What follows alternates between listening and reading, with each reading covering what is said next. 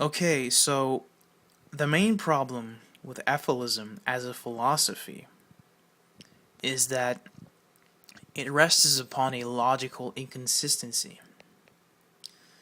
And this goes unnoticed, but it's very simple.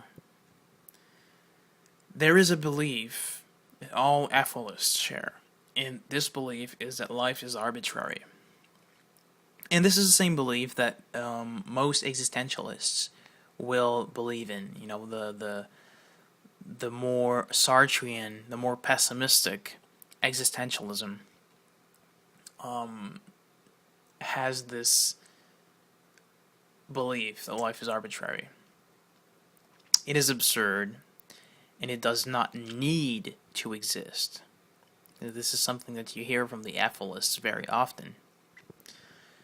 And they go on to say that it is not accomplishing anything, so we don't need to keep it going. Now, the logical inconsistency comes in when they say that life requires a justification. And this is what Efilism is about. It's about getting a reasonable justification for life. That's what they try to get people to do. If you can't give me a reasonable explanation why life should keep going, then it shouldn't.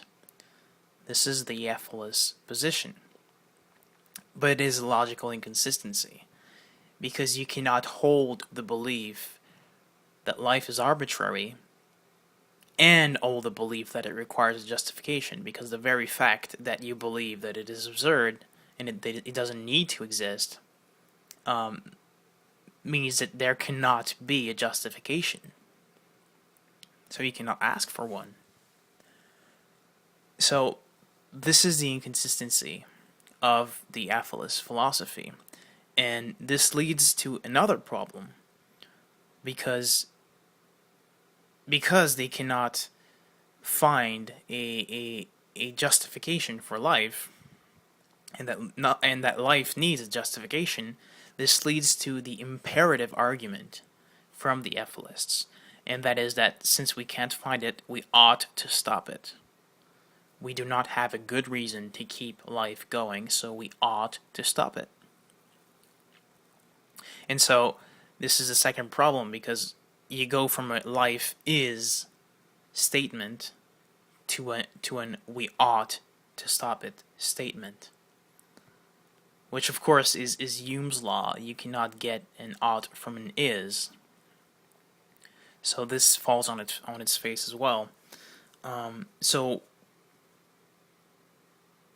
when all of this is done, all you're left with Efilism is that it's a subjective moral argument in favor of non-procreation, because they believe that it is the empathetic thing to do, since life is nothing more than a burden.